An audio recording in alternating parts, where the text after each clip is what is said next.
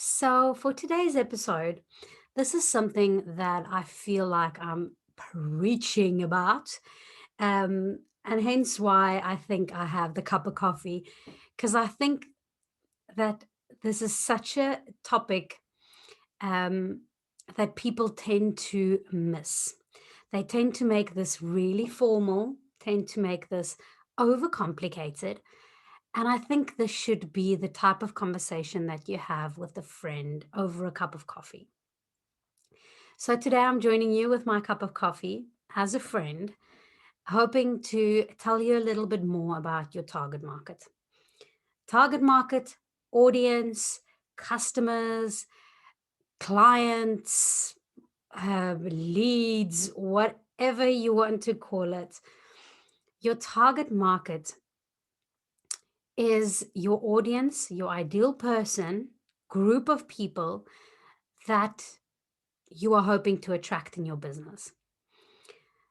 So, a lot of the times, the biggest failure that I see with companies and individuals running their business is having a really broad target market. They're trying to target everyone, they're trying to reach everyone, they're trying to appeal to everyone. And I truly, truly, truly believe that if you don't know, and if I say no, I mean to the core, know who you are marketing to, then you are completely wasting your time. When I have my very first meeting with a client, the very first thing I ask them is, who do you target? Well, probably what do you do? And then I ask them, who do you target? So, who are you hoping to reach? Who are you speaking to? Who's the people that's life you are hoping to change with this product, service, whatever it is that you're offering? What are you hoping? Who are you hoping to reach? And because you can grow your business to a certain extent without really knowing who the person really is, but you will see massive stagnation if you don't really connect with those people.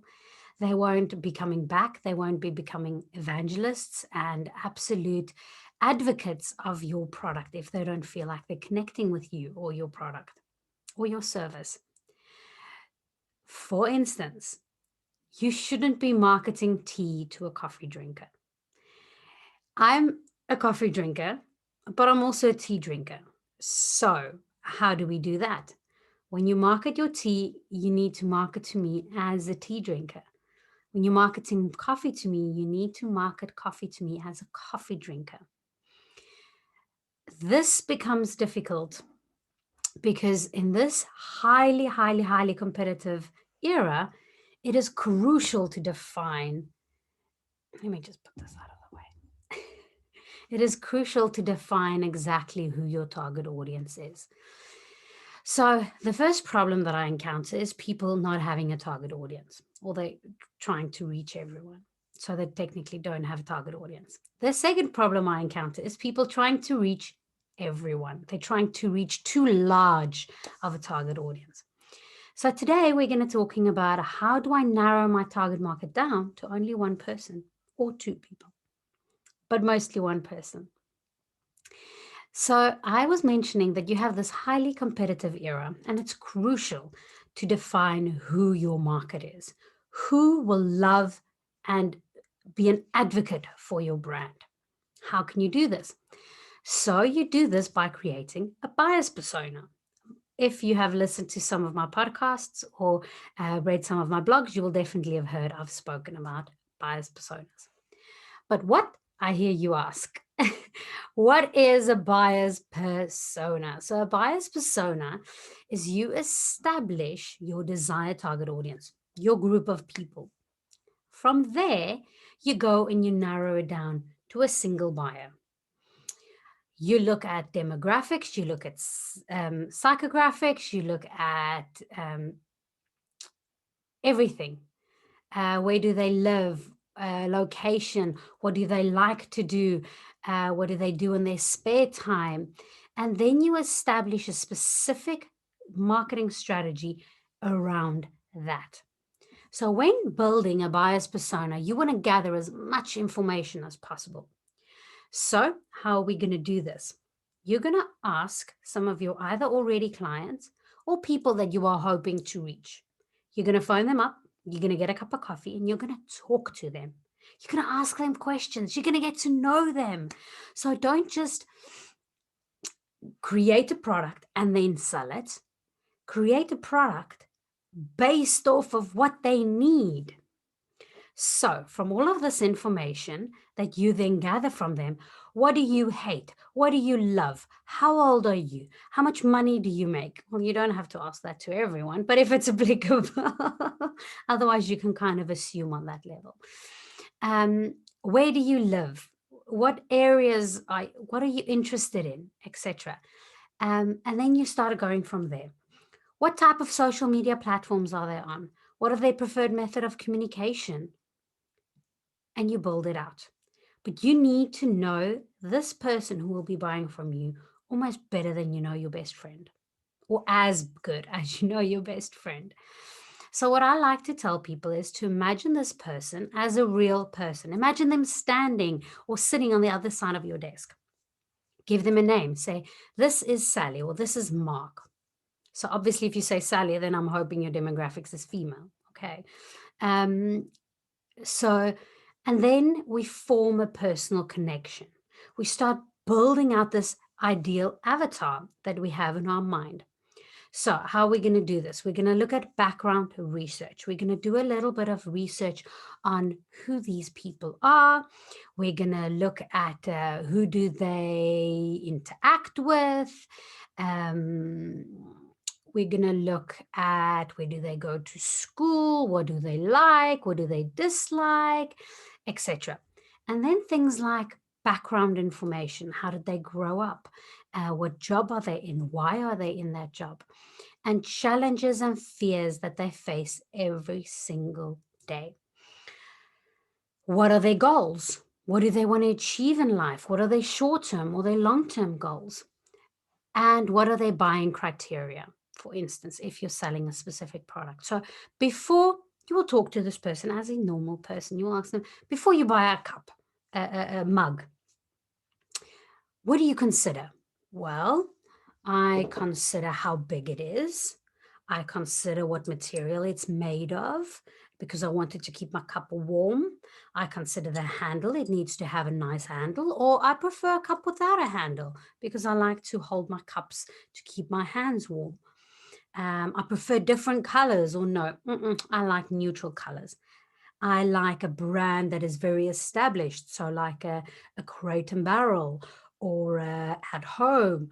Or, you know what, I really don't care for mugs. I like something with a nice emblem on it or saying world's best mom or something like that.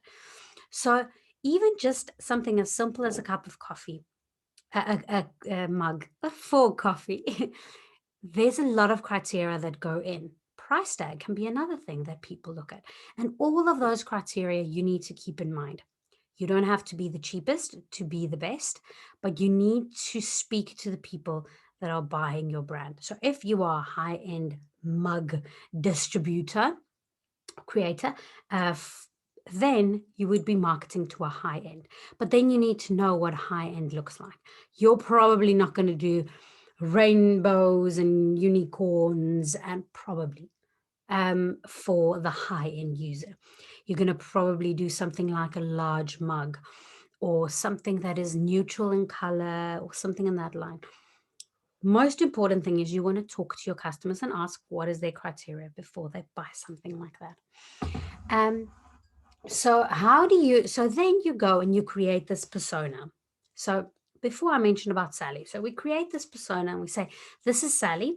She is 50 years old. She has 3 kids, all in their 20s, and she loves a cup of coffee in the morning when she wakes up. She likes a strong mug. She likes a big mug because she likes to have 2 cups of coffee all in one. And she is later in life, and you know what? She feels like she's worth a good mug. She doesn't matter what the price tag is. Some of her frustrations. All of her kids have left home. And she feels alone, and a cup of coffee makes her feel relaxed and feels like there's someone joining her in the kitchen having a cup of coffee with her in the morning. After that, she's got a lot of errands to run. So her cup of coffee needs to be quick, but good. And she wants to savor that moment. That is the way that you create a bias persona. And that is Sally with her three kids of all in their 20s, all at university. And she spends her evenings worrying about her kids and if they're okay and if they're safe because they're not at home with her. Why would you want to do this? Why would you want to create this massive persona just for like a person? She's female, she's 50, she wants to drink coffee, done. Because all of these information helps you to create an avatar and a person that you're marketing to. People buy from a brand they know, like, and trust. And if you're just talking to everyone, why should they trust you? Why should they like you? But if you're speaking to Sally, you're speaking individually to her, then she knows, likes, and trusts you because you understand her frustrations. You understand that she's worried about her kids and she really enjoys her cup of coffee and she wants a good cup of coffee. So, buyer's persona is an investment in your business because you are investing in your customers and creating something that they absolutely love and what they like. Um, so some things that you need to consider when you're creating a buyer's persona is you need to attract and retain these desired people. In order for you to do that, you need to communicate with them like they are your best friend. So I hear you say, but yes, but we're a very professional brand. Like we don't want to do that. Do you know what? Some of the most professional companies, business to business, even they will continue doing business with people they know, like, and trust. If it's a very business level of communication, you can keep to that, but you need to appeal to the person, not the business. From there on, you need to allow um, marketing strategy opportunities to grow in terms of who this person is. So don't be stuck in this is what the book say, this is what I should do. Let the person tell you what they want you to do. Let that persona dictate the area that you're going with the marketing. So for instance, let's choose Sally. She is 50 years old and she doesn't have time to go shop. She doesn't want to look at 50 shops. She wants people that deliver to her home. She wants convenience. So are you going to offer her free delivery? Yes. If you're a student, for instance, you would much rather save $5 on the mug and go pick it up yourself. Okay, so the person, the buyer's persona dictates where you're going with the marketing strategy.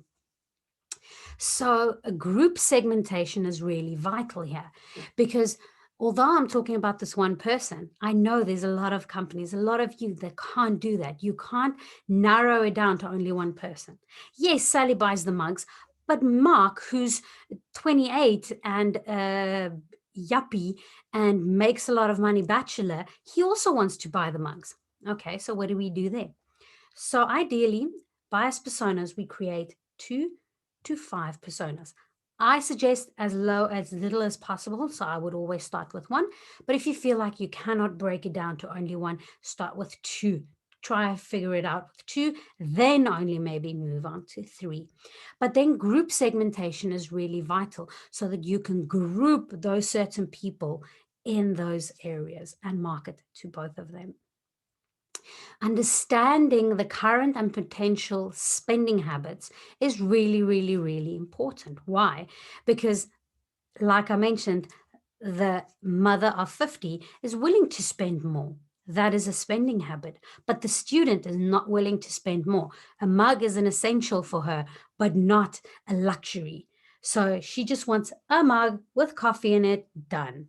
Okay, so you need to keep in mind habits, likes, dislikes, preferences for all of your marketing segmentation. So analytics is another thing to keep in mind, because you want to look at keywords for those people. So let's see Sally. Sally would search for certain things like best high-end mug. So that is keywords that you need to keep in mind. For a student, it might be something like cheap quality mug, best value for price. For Mark, who is the bachelor, he will maybe the best mugs that females like, because he might want a mug that appeals to his female audience that comes to visit him. Or he might look for something that's a bit more convenient, and maybe he would be looking for an electronic self-heating mug who can keep your coffee warm on your way to the office, for instance. Okay, so keep all of those preferences, needs in mind. It might seem like a lot of work in the beginning, but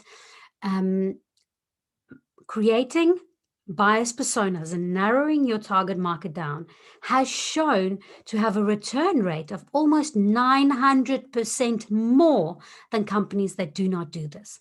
900%. That is crazy. So if you look at two companies that both sell mugs, and the one has looked at the audience, narrowing it down to a persona, they will have 900% more success than the company without it. That is how crucial and vital this is to do for your next marketing campaign, for all of your products. If you are marketing, which means if you are a business, then you need to do this. This is really important. So that is my coffee mug story for the day. Let me know if you have any questions or how you apply this to your business or to your audience. I would love to get all of your examples. If you don't know how to do this and you're like, Lindy, I'm super confused. I love what you said, but how do I implement this? I'm really, really confused. Then I have a free workshop all about knowing your audience. So if you feel that you need more help, and I would really urge you to look at this workshop. It's a 45-minute video recorded training with over 20 pages of workbook provided with it. And I help you step by step on how to do this.